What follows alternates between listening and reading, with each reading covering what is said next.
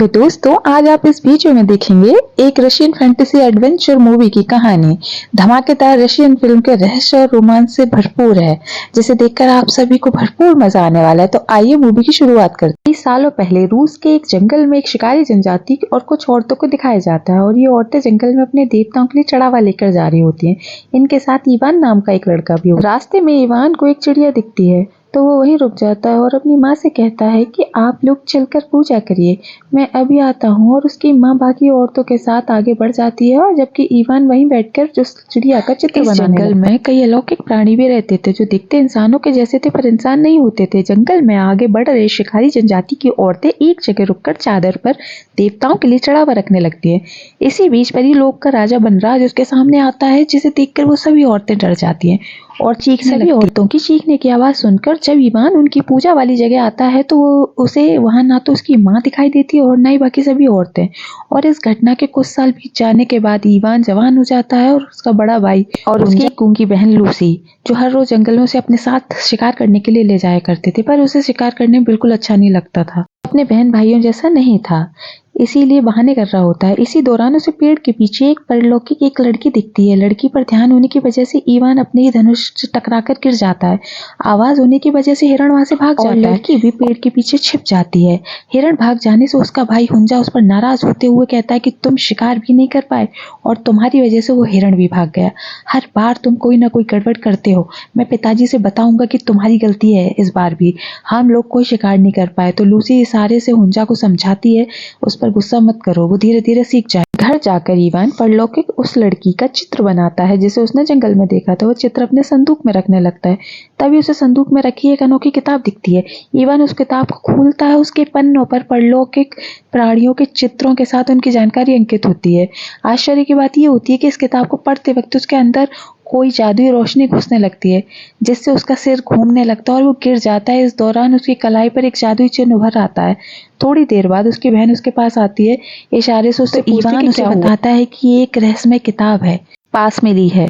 उसके बाद उसका पिता जो होता है वो थोड़ा निर्दयी और लालची स्वभाव का होता है। वो इवान से पूछता है तुम्हें ये किताब कहाँ से मिली? तो इवान कहता है पता नहीं, किताब मेरे संदूक में रखी थी। इवान ये भी बताता है कि इसमें परलौकी के सभी जो प्राणी हैं वो चांदी, नमक और टासी के पौधों से डरते हैं, क्योंकि इससे उनका शरीर नष्ट होने से सोने के पाउडर में बदल जाता है। ये सुनकर उसका क्रूर और लालची पिता बहुत खुश होता है और अपने बच्चों से कहता है कि अब हम इन अलौकिक प्राणियों का खात्मा कर सकते हैं, इसलिए आज से हम लोग इनका शिकार करेंगे। अपने पिता की ऐसी बात सुनकर इवान विचलित हो जाता है, क्योंकि वह बेवजह किसी निर्दोष को नहीं मारना चाहता था, लेकिन उसकी बहन और उसका भाई दोनों उसके पिता की तरह ही निर्दयी और दुष्ट होते हैं। इसलिए वो लोग चांदी के सिक्कों को टासी के पत्तों में ढेर सारी मालाओं में बनाते हैं। इसके साथ साथ वो लोग नमक का पाउडर और टासी के पत्तों का मिश्रण भी तैयार करते हैं।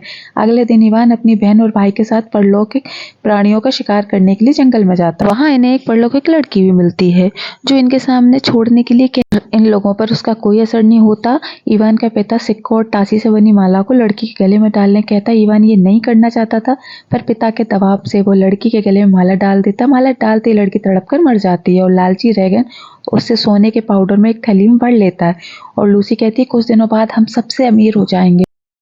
इसी बीच लूसी जंगल से एक और परलौकिक लड़की को पकड़ लाती है। वही खूबसूरत लड़की होती है जिससे एक बार इवान ने जंगल के पेड़ों में पीछे छिपा देखा था। लूसी अपने बाप भाई से कहती है छिपकर हमारे घर पर नजर रख रही थी।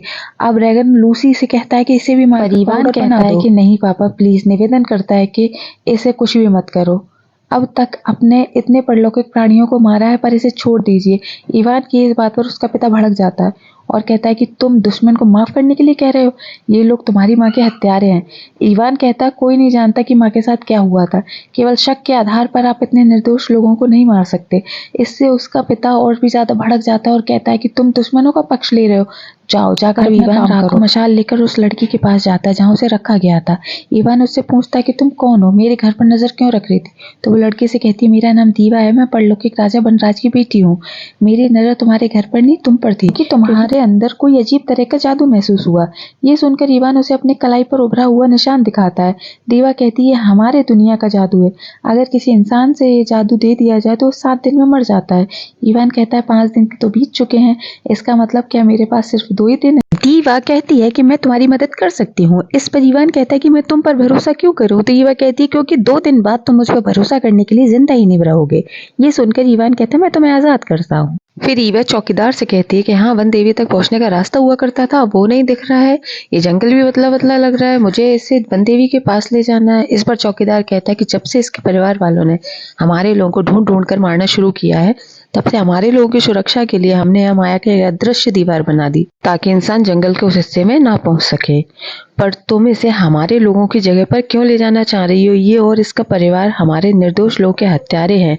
दीवा कहती है ये अपने परिवार के बाकी लोगों जैसा नहीं है, इसकी मदद करनी है या नहीं इसका फैसला वन देवी करेंगी, इसलिए मुझे रास्ता दिखाओ। आखिरकार दीवा के आग्रह पर पहरेदार ने मंत्र पढ़कर एक पाउडर फूंका और दरवाजा, एक अदृश्य दरवाजा जो था वो वहां खुल गया।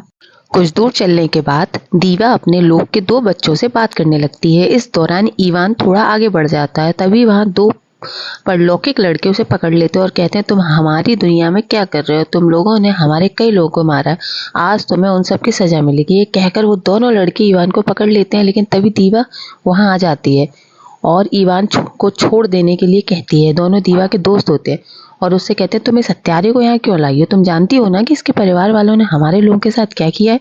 दीवा कहती है अपने परिवार के बाकी लोगों जैसा नहीं है, इसने मुझे आजाद किया और मैं यहाँ बनदेवी से मिलाने लाई हूँ। अब दीवा आवाज देकर वनदेवी और परलौकिक के बाकी लोगों को बुलाती है।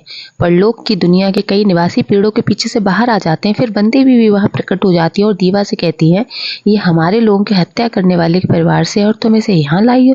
तो दीवा ने कहा इसके पास जान बचाई कैसे हमारे लोगों की जादुई किताब पहुंच गई थी और अब कोई जादू इसके अंदर से इसकी जान ले रहा है। मैं चाहती हूँ कि आप इसकी मदद करें। वन देवी कहती है इसके परिवार ने जो किया इसे भी वही उसकी सजा मिलनी चाहिए, पर मैं शक्ति चक्र में डालकर चेक करूंगी इसने कोई गुनाह किया है या नहीं। अगर इसने हमारे लोगों के खिलाफ जानबूझकर कोई गुनाह नहीं किया होगा तो ये बच जाएगा, नहीं तो ये मारा जाएगा। दीवा उन्हें ऐसा करने से रोकती है, पर वन देवी नहीं मानते और उनके आदेश पर पत्थर के पास बिठा देते हैं और कुछ परलौकिक उसके चारों ओर घेर कर बैठ जाते हैं। अब वन देवी अपने जादू से परीक्षण शुरू कर देती है, पर इस प्रक्रिया से गुजरने के बाद भी ईमान को कोई नुकसान नहीं पहुंचता।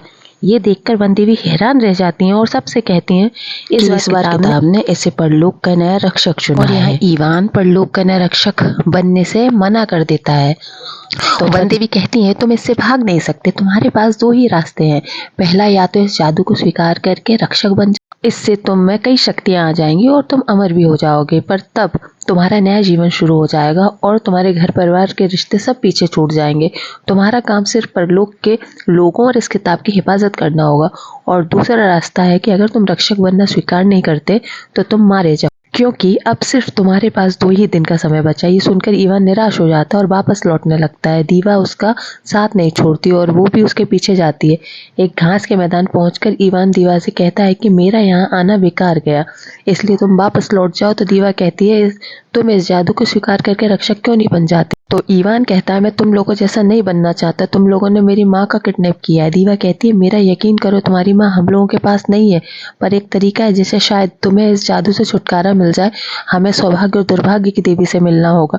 ईवान पूछता है कि हम उनसे कैसे मिल सकते हैं? तो दीवा अपना लॉकेट पकड़कर अपने दोस्त को बुलाती है और उससे कहती है मुझे तुम्हारे लॉकेट की जरूरत है ताकि मैं दोनों पथ प्रदर्शकों को बुला सकूं। वो पथ प्रदर्शक ही हमें दोनों देवियों तक ले जा सकते हैं। उसके बाद दोस्ती की वजह से अपना लॉकेट दीवा को दे देता है और दीवा से कहता है कि देवियों तक पहुंचने के लिए तुम्हें द्वार पर मौजूद रक्षक को सुलाना होगा।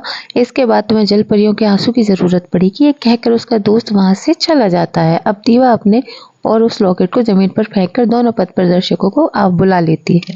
इसके बाद दोनों यात्रा में आगे बढ़ते हैं और इस यात्रा के दौरान उन्हें एक दूसरे से प्यार हो जाता है। ये लोग जंगल और नदी के कई दुर्गम रास्तों से गुजरते हैं और इनका पीछा करते हुए हुंजा और लूसी वहां पहुंच जाते हैं। हुंजा ईवान से कहता है कि गद्दार दुश्मन की लड़की के साथ वो किताब लेकर यहाँ भाग आया, इसने हमारी माँ को मारा था। ईवान कहता है कोई दुश्मन नहीं है, जबकि दीवा कहती है मेरे पिता ने कभी किसी इंसान को नहीं मारा, लेकिन हुंजा पर इसका कोई फर्क नहीं पड़ता और वो दीवा को खींच कर ले जाने लगता है।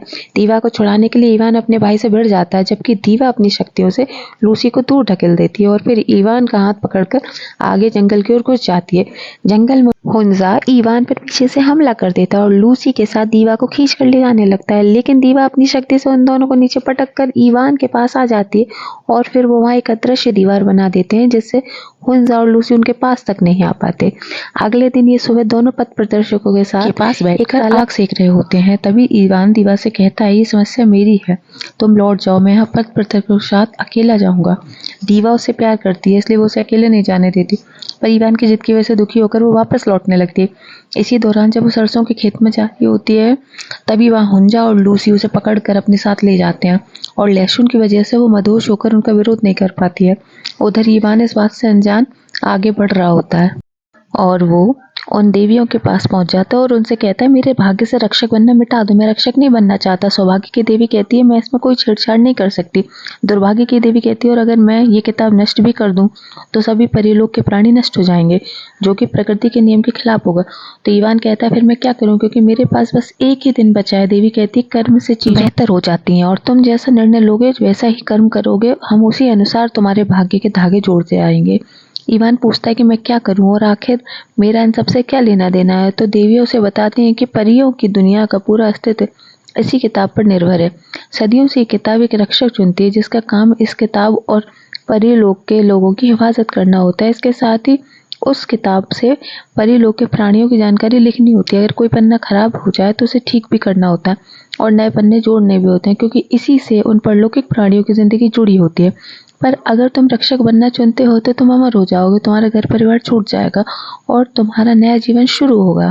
सीन में दीवा को दिखाया जाता है जिसे हुंजा, लूली और रैगनर ने पकड़ रखा होता है।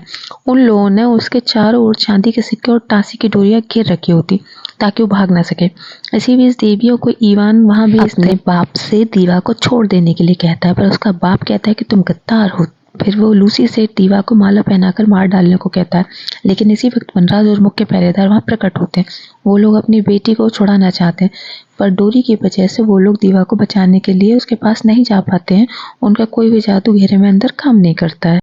इसी दौरान घेरे के अंदर घुसा हुआ ईवान, जिसका हुंजा गला दबाता है और ईवान जिस खुद को छुड़ा पाता है उससे पहले ही लूसी माला पहनाकर दीवा को मार डालती है। देखकर वनराज दुखी होकर चीखने लगता है और देकर वहां से चला जाता है, जबकि ईवान उसकी मौत से दुखी होकर प्रकृति से कहता है कि मुझे रक्षक बना दो, मैं रक्षक बनने के लिए तैयार हूँ।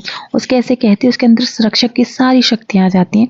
रक्षक बनकर वो किताब से एक मंत्र पढ़कर अपने पिता को उनके बचपन के समय में ला देता है और कहता है कि मैं ऐसा इसलिए कर रहा हूँ ताकि फिर से बड़े होकर तुम कोई अच्छे इंसान बन सको। फिर किताब के पन्ने पलटते समय उसे किताब में रखा हुआ वो पन्ना मिलता है जिस पर उसने दीवा का चित्र बनाया था। और वो इस पन्ने को उसी किताब में लगाकर किताब में एक मंत्र पढ़ता है जिससे परलौकिक प्राणी होने की वजह से दीवा वापस आ जाती है।